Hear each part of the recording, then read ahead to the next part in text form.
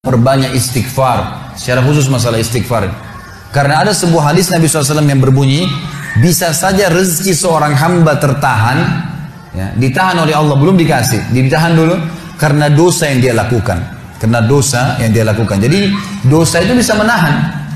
Bisa saja kita mau coba masuk proyek gagal, coba istighfar kepada Allah SWT. Kan?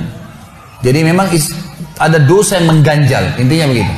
Pernah ada 3 orang datang kepada Hasan Basri rahimahullah, seorang ulama tabi'in yang masyhur.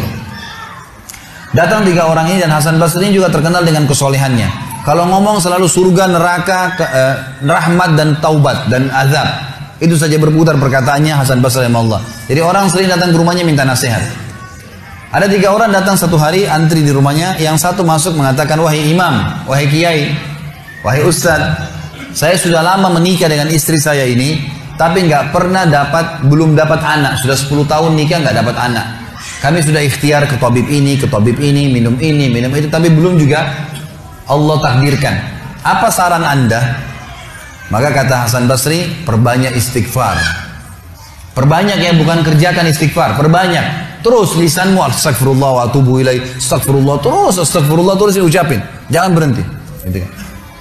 Maka kemudian keluar orang tersebut. Masuk orang kedua mengatakan, wahai imam, saya sudah lama kena penyakit di perut saya, sakit terus.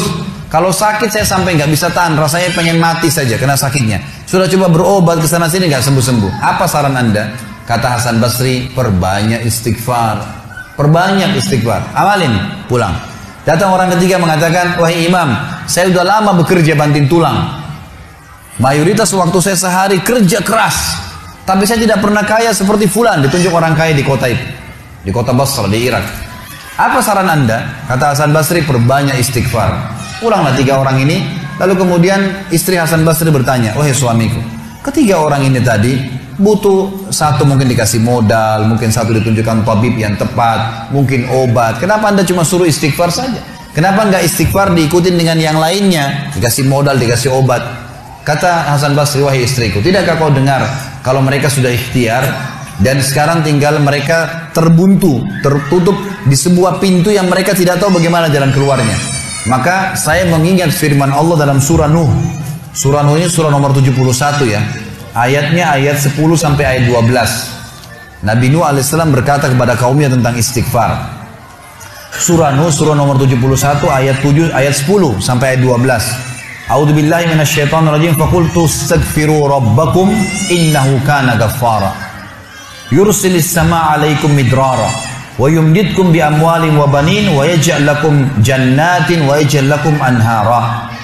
Kata Nabi, kata Allah Subhanahu wa taala, Nuh berkata kepada kaumnya, istighfarlah, minta taubatlah kepada Tuhan kalian, sesungguhnya Dia Maha menerima taubat hamba-hambanya. Manfaatnya Dia akan menurunkan untuk kalian dari langit midrara. Midrar kata para ulama tafsir bisa berarti hujan yang lebat, bisa berarti rezeki yang non-stop, terus dikasih sama Allah bertubi-tubi. Dan dengan istighfar Allah akan memperbanyak harta dan keturunan kalian, dan Allah akan jadikan kebun-kebun kalian lebat, dan Allah akan suburkan juga seluruh sungai-sungai kalian.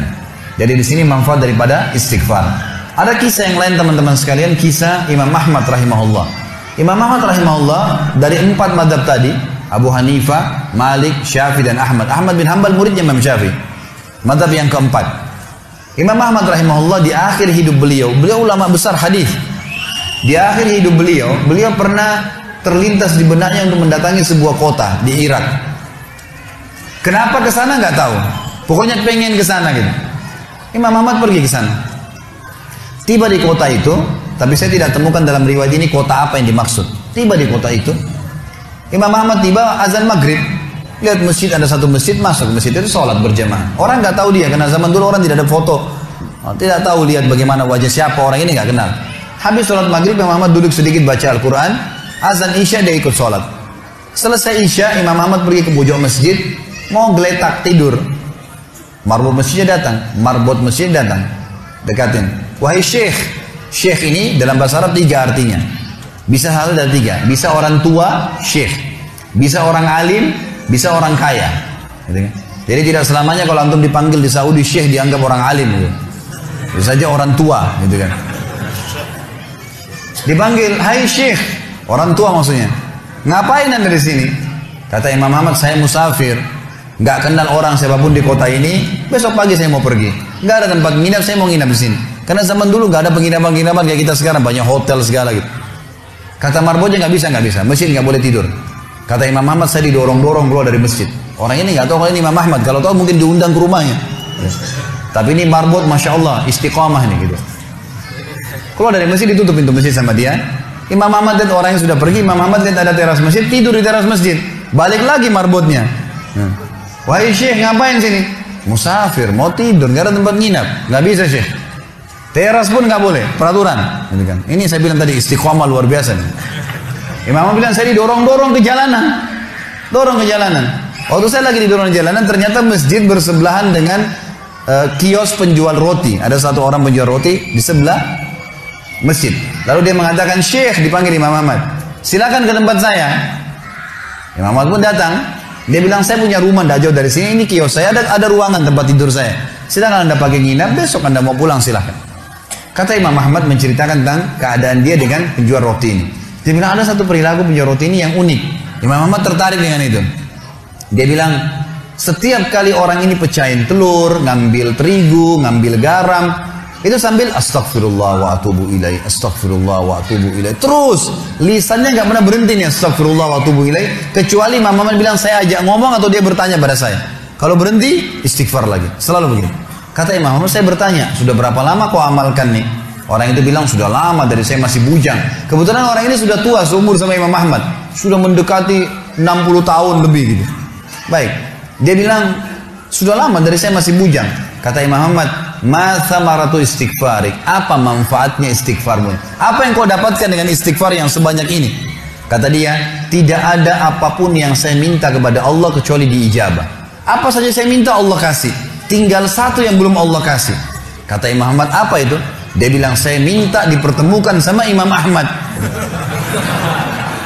Lah ya, kisah nyata. Imam Ahmad mengatakan, Allahu Akbar, istighfarmu lah yang membuat saya datang ke kota ini, tidak tahu kenapa. Istighfarmu yang membuat marbot masjid mendorong-dorong saya keluar masjid. Istighfarmu yang mendatangkan saya ke tempat ini, tempat praktekmu, ke rumahmu. Karena saya adalah Ahmad bin Hanbal. Saya adalah Ahmad ibn Hanbal. Bagaimana istighfar teman-teman sekalian mendatangkan rezeki yang luar biasa. Permintaan apapun didatangkan. Seorang alim ulama biasa didatangin, ini malah didatangkan sama Allah ke tempat orang ini karena istighfarnya. Dari memperbanyak istighfar manfaatnya sangat besar. Hadis Bukhari kata Nabi SAW, siapa yang mulazamah selalu istighfar, Allah akan jadikan jalan keluar dari masalahnya dan Allah akan berikan rezeki dari tempat tidak disangka-sangka.